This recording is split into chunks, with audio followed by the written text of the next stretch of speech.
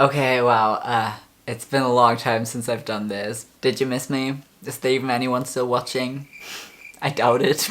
So hi! I got a sudden boost of motivation to make videos again, so let's enjoy it while it lasts. I got this pimple during Pride Month. Transphobic. Happy Pride Month! So I realized that this channel is turning 10 years old this month. I started making YouTube videos when I was 14 years old. I was a little girl back then, in case you didn't know.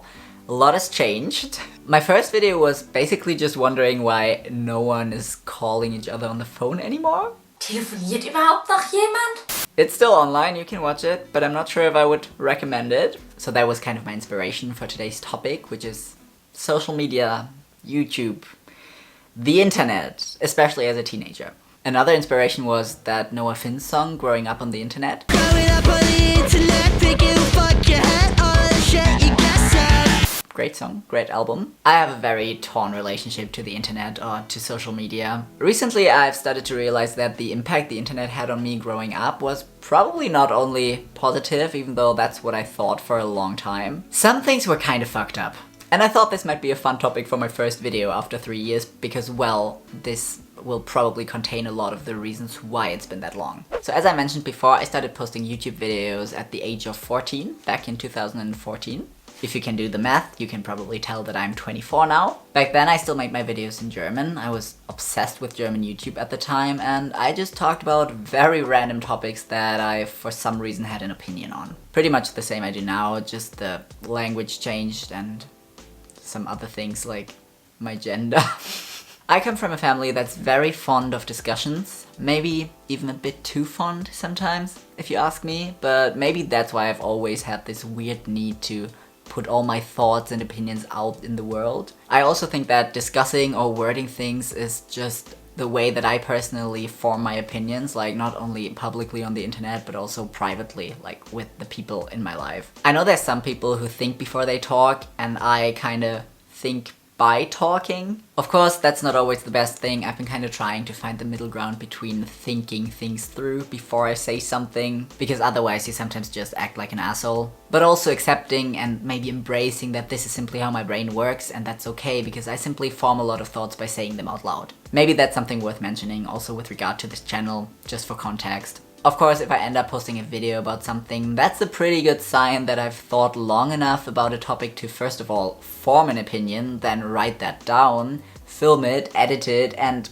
finally post it. So the stuff you see here has definitely gone through quite a long thought process, but not every statement I make will be my final stance, and I am very aware that opinions can change. I think of this channel and every video on here as kind of a work in progress. I make these videos because I want people to discuss with me and maybe even convince me to change my mind, or at least get me to consider other perspectives that I maybe never thought of before. I've made about 100 videos only on this channel, and I think about half of them are still public. Over the years I've taken down some of them for several reasons. Sometimes I just don't agree with what I said anymore. Some of them got really annoying at some point. For example, my coming out as non-binary, because people just kept thinking I was non-binary even after I had made another video where I came out as a trans guy, so that got annoying. It needed to go. And then some videos are just way too cringy. I don't want to talk about them. I don't want anyone to see them. They just make me uncomfortable. But in general, I try to take down as few videos as possible because I like that basically my entire teenage years and beyond are documented in that way. I was never great at posting transition timelines or stuff like that, but my YouTube channel really shows my development, and I think that's cool.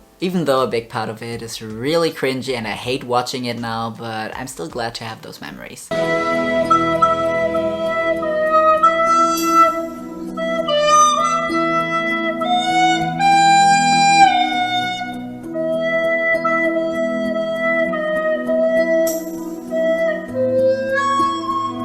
And I actually still stand by most of the videos I made, even though of course I would do them differently today. But like, if someone wants to judge me for something that I did at 15 that maybe was a bit cringy, that doesn't really affect me today because it was a long time ago and it's obvious that I changed a lot.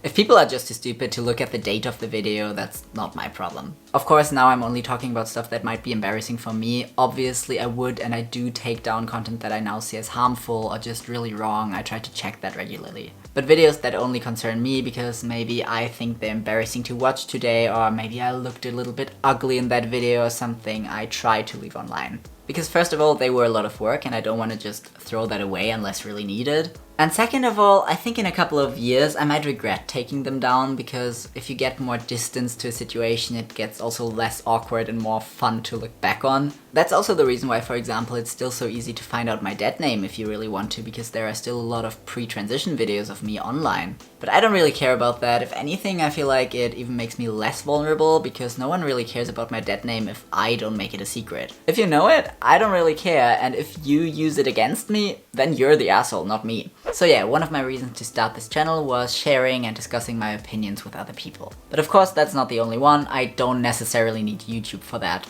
I guess another reason was the creative aspect of it, even if I don't think that I have the most artistic or creative video style. I've gotten quite bad at this, actually. But when I was a teenager, learning how to film and edit videos all on my own was a fun new hobby. And it was also the first time that I had something that only belonged to me. All my life I've always had this feeling that no matter what I do, no matter which hobby I choose, there's always gonna be someone in my life who's better at it than me. And YouTube was the first hobby I ever had that I 100% chose and discovered myself and didn't have to share with anyone else. I mean, of course, there are tons of other people who make YouTube videos and a lot of them do a way better job than I do, but in my personal environment, no one knew a single thing about this when I started. In 2014, YouTube was not as popular as it is now. So for the first time, I had an expertise and something that made me feel like I'm actually good at something. Whether or not that was true doesn't play a role here. I was 14, okay? Another great thing was that through YouTube, because it's public and you can connect with other people, I met people who shared that interest and who didn't feel like competition. I met so many other small YouTubers and became friends with them, and as someone who's kind of struggled to make friends their entire life, that was amazing. We would visit each other all the time, make videos together, encourage each other to make more YouTube videos, share advice and stuff. It was a good time. And I know this might sound sappy, but in those ways, YouTube was truly life-changing to me, and I think that's also the reason why it still has this strong emotional meaning to me today. And that's probably also the reason why I never officially quit YouTube, even though in between there were several years where I wasn't actively making any videos. But to this day, I still identify with that YouTube hobby a lot. Speaking of identity, of course I also have to state the obvious. YouTube, or not only YouTube actually, but the internet in general, I guess most things I'm talking about in this video can be applied to all different kinds of social media. But the internet was what made me find out I'm trans, right? First of all, it taught me what being trans is in the first place, it showed me all different kinds of trans people, it provided the information I needed in order to transition, and again, it helped me to connect with people with similar experiences as me. I think everyone who's part of some marginalized group knows how important community is, and the internet made that way more easily accessible, and I'm very grateful for that.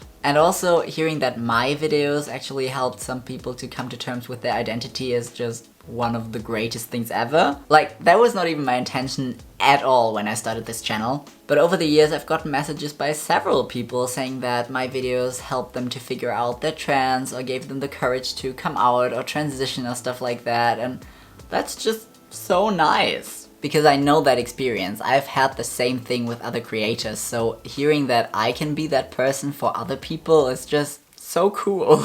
Makes me emotional. Okay, that was a lot of praise for the internet now, but of course we also need to talk about the downsides. Let's start with the one that might be the hardest to admit to some people. It doesn't really matter what all my other motivations behind this channel were, a cool new hobby, a way to connect to people, a space for discussion. In the end of the day, it's also just a way of presenting myself. Like, I don't want to fool myself or anyone else here. Out of all things, I would have not chosen something so public if I didn't have some internal need to show myself to the world in some way. Like, who do I think I am? Why do I think that people are interested in what I have to say? That's peak narcissism. Or okay, I don't want to use that term too easily because I hate how overused the term narcissism is on the internet nowadays, but it is extremely self-centered. I tried to deny that for a long time, but it is what it is. And I doubt that anyone who makes content online, especially with their face or like revolving basically around them as a person, is not at least a little bit obsessed with themselves. And I'm probably too. And I don't know why I am this way, but here we are. I guess it also stems from some deep need for validation from other people, because we all know that social media can be a very quick and easy way to get some validation, some compliments, some admiration. And obviously you don't need to make YouTube videos for that. I mean, basically everyone nowadays has an Instagram profile or something. It just feels nice. We all know it, we can admit that. The thing is, if you grow up with a lot of this validation, you get very comfortable with it. Like, you get used to it. But it can be taken away from you again so easily. And I'm not at all an extreme case here. Like, at the times I was most active on this channel, I had maybe a couple of hundred subscribers. I never had a huge audience, at least in relation to other creators. Of course, if I imagine all those people right in front of me, that sure is a lot. But I mean, I was never famous or anything, and I still got used to that validation growing up. Especially in the beginning, my videos didn't necessarily have a lot of views, but the number of comments I got in relation to that was very high. So the few subscribers that I had were a very active and loyal community. And I loved that. It was such a nice way to discuss. But, and I think this has probably more to do with the way YouTube and the way people use YouTube has changed over the years than with my personal content. But over the years, even though there were generally more people watching my videos, the comments got way less. I feel like in 2014 people just saw YouTube as way more interactive than they do now. Like, I'm just a person just like you watching this video, and for that reason it feels very natural to interact with it, maybe comment, and then maybe I'll reply, and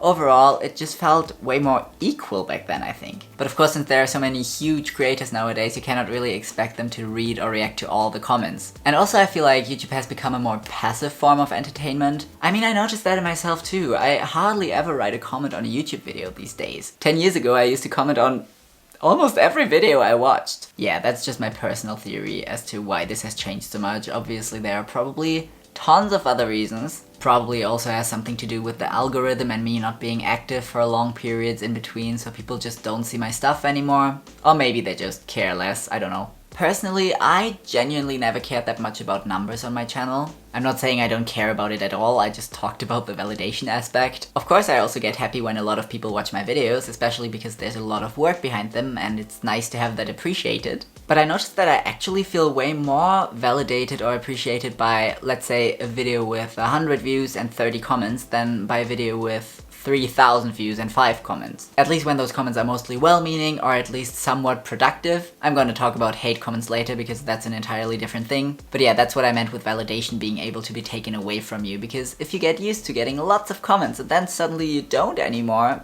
that's disappointing. That makes you sad, even if you know that it shouldn't, but it does. For me, luckily, it was never that drastic because YouTube has always just been a hobby to me. It was never the only thing I did in my life, and neither has it been a source of income for me. But even then, the last years, whenever I posted a new video and hardly got any comments, it really bummed me out. And it definitely made me less motivated to make more videos. Even though in my head I've always known that I'm not just doing this for the numbers or the validation or the comments or whatever, but just noticing this change made me feel somewhat discouraged. Because I was like, where are all the people who commented when I was 15? Well, they probably grew up and found other interests. That's pretty normal. But yeah, I kinda hate how that validation, or lack thereof, has so much power over me, even when I know that it shouldn't. And I don't even wanna know how I would feel about this if I had ever been a really big YouTuber with like hundreds of thousands or millions of subscribers. At this point, I'm actually very glad that I never became famous, especially at such a young age. Maybe other people can handle that very well, but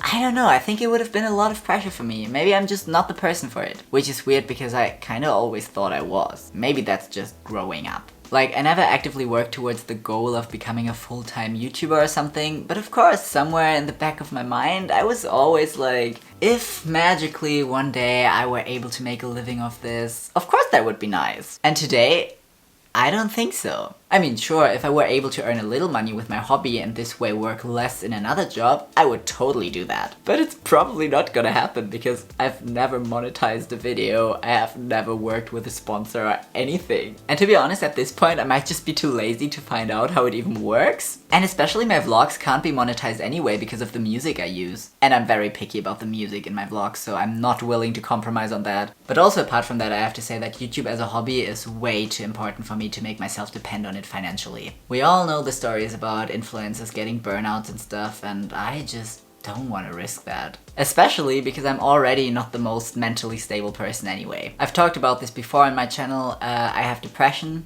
And you can actually really see it on my channel. Like that first time when I stopped posting videos for a long period of time was exactly when my depression first got really bad. And that happened several times over the last years. It's not like I actively quit YouTube during those times, I just can't get myself to do anything. I might have 100 ideas, but I just don't act on them. Or I don't even have any ideas because I'm so uninspired. Or I have an unfinished video that I just never get back into. It's not a coincidence that this video here is coming right now, because I've just gotten out of a depressive episode. I don't want to say that me not making videos is necessarily a bad sign, like I haven't been depressed for 3 years straight, but me making videos is definitely a good sign, and I have no idea how I would be supposed to handle all of this if I absolutely had to make videos in order to pay my rent or something. Also, of course, YouTube is not always the happy safe place that I described it as earlier. Like I said, I started YouTube at 14 before I transitioned, so not only did I grow up on the internet, I grew up specifically as a teenage girl and later a trans person on the internet. Even more specifically, a teenage girl on the internet 10 years ago. And let me tell you, people were not aware of the dangers of that back then. Or maybe they were, but the only education about those dangers that I can recall from that time was like, internet bad, don't use social media, don't show your face, never talk to strangers on the internet, because they're all pedophiles. It was all very abstract and demonizing, and there wasn't really any form of protection or regulation, because I don't think that anyone even had an idea of what that could look like. I mean, I have no idea how younger people experience that today. I'm sure it's not perfect either, but I would hope that it's gotten at least a bit better, because generally people do seem to be more aware of those dangers, and I have the impression that young people are a bit more aware of what's okay and what's not, and maybe there are more resources for that. That's only the very subjective impression that I have. Correct me if I'm wrong. If you're a teenager watching this and have any experience with that, feel free to enlighten us all in the comments. But I think back then, for people like me who really needed those safe spaces, the warnings about possible dangers didn't really work. I don't want to call my younger self stupid, because I was always quite critical of some aspects of social media, even when I was really young. I think for myself, I was able to reflect on a lot of things, but when I got the impression that someone was using that criticism to talk me out of using social media so much, or to take it away from me in some way, I was willing to defend it with my life. And if anything, that criticism just made me keep quiet about some of the creepy ass shit I experienced. I can't give you a perfect solution on how this should be done in the future, because I have honestly no idea, and there are probably smarter people already trying to figure that out. I just know from my own experience that something about the way we treat teenagers on the internet definitely needs to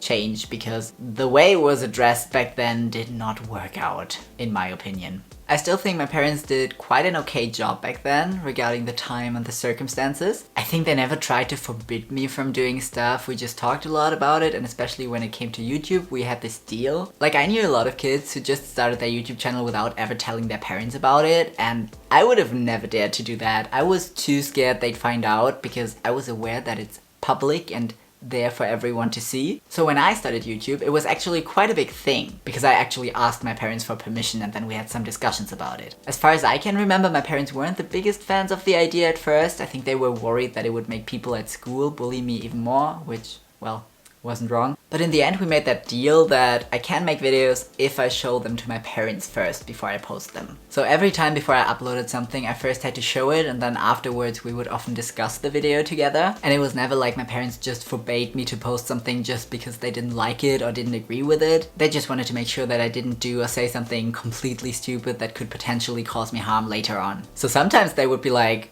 what the hell is this? Why would anyone watch this? Who cares about that? But it was harmless, so I still got to post it. And then with other videos, they sometimes had a lot of criticism. Of course, on some topics we just had very different opinions. In that case, we would probably have a discussion about that, but if they weren't able to convince me to change my mind, I was still allowed to post the video. And then sometimes, even though they agreed with what I said in general, they criticized the way I worded some things. For example, I remember when I was 17, I made a video about pedophilia. This video is still online because I still agree with what I said, even though today I would probably do it a bit differently. But that video wasn't the first one I made about that topic. There was actually a version before that. Now, I don't remember what exactly I said in that video, but my parents thought that it was not worded carefully enough and that some things might be easily misunderstood, and therefore they didn't allow me to post it. And looking back on that now, I'm so glad that they did that, because especially with that topic, you really don't don't want to be misunderstood. So that was probably the most extreme case of my parents strongly suggesting that I don't post that video, but even then they didn't just tell me no. They discussed with me what I could do better until I really saw their point, and then I went ahead and made a better version of that video. And I think that was great. So even though of course sometimes it was really annoying to have to show everything to my parents first, I think in the end it really benefited me and it actually made my videos better. And to this day I still prefer showing my videos to someone before I publish them, even though technically I don't have to anymore, because I like to get a second opinion. So shout out to my parents, that was really cool, and I'm probably gonna show them this video too. However, this still didn't protect me from some of the creeps on the internet, because my parents only controlled my YouTube videos but not my entire online appearance, right? When I started my channel at 14, there was a suspicious amount of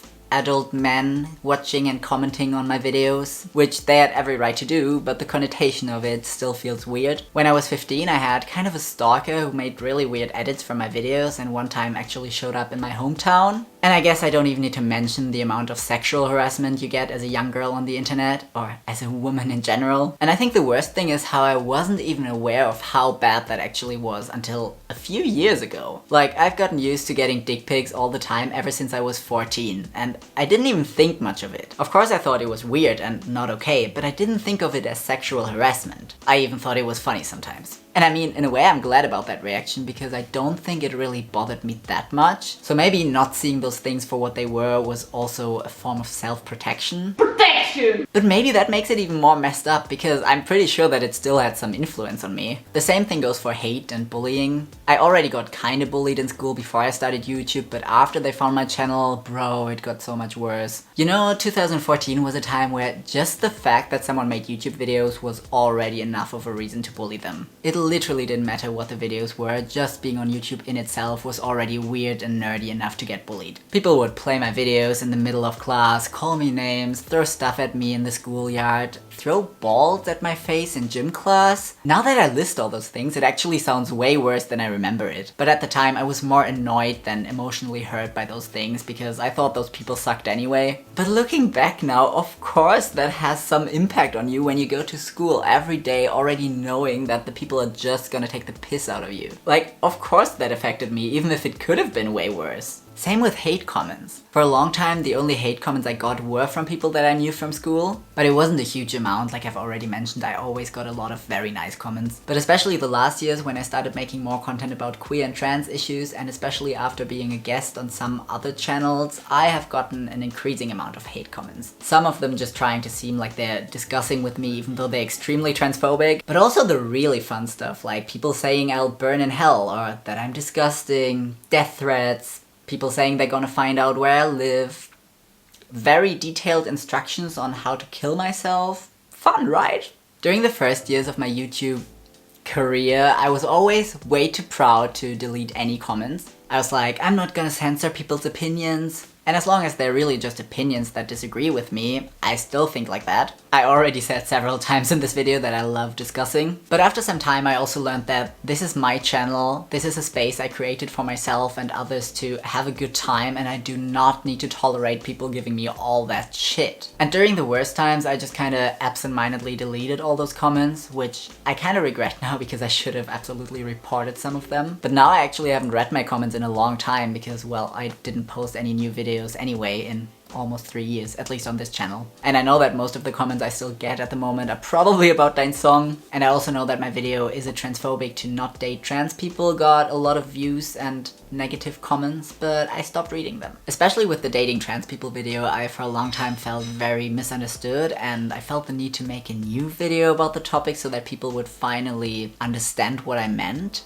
But by now I kinda realized that that's probably not my fault. Some people will just always find a way to misunderstand you, no matter how perfectly thought through you word something. At some point it's out of my control, and that's something that's really hard to learn for me because I'm a bit of a control freak, and I'm also very perfectionist when it comes to my words. I always want to get my point across perfectly so that everyone understands exactly what I mean. I think that's another thing that oftentimes keeps me from actually making videos, because I get overwhelmed by trying to say everything at once, and if I'm not happy with the result, I might just delete all my work. But I guess I just have to accept the fact that not every brain works like mine, and not every person thinks the way I do, and there are some people who don't even want to understand the way I think. I guess I feel the same way about some people. So I want to try to let that stop me less, at least. But yeah, those comments are another reason why I have somewhat of a complicated relationship to social media. Just like with the other things I already mentioned, it's of course sometimes possible to laugh at them and not take them too personally, but in the end of the day, especially if it's a huge amount of negative comments, it of course always has some impact on your emotional well-being, and realizing that has made me a bit more protective of myself now. So when I feel like I can't handle it right now, I don't do it. Especially with making videos about trans topics, for example, because obviously that's very closely related to my identity and me as a person. With that topic, it's just really hard to simply put it aside when it gets too exhausting, because it concerns my very existence. And that again makes me think through my videos way more than I used to, which of course can also be a good thing, but it also keeps me from putting out videos more often. So we'll see when I post my next video. Maybe it's in 3 years, but considering the amount of energy I have at the moment, it might also be in 3 weeks. No one knows. If you watched all the way until here, thank you for still being here. I'd be very happy to read your thoughts in the comments. You now know that I love the comments. And if you want to subscribe to my channel or follow me anywhere else, you find everything you need in the description. I hope you have a great day. Bye! So for the first time I had an ex. For the first time I had an ex. That's also true for me at 14 actually.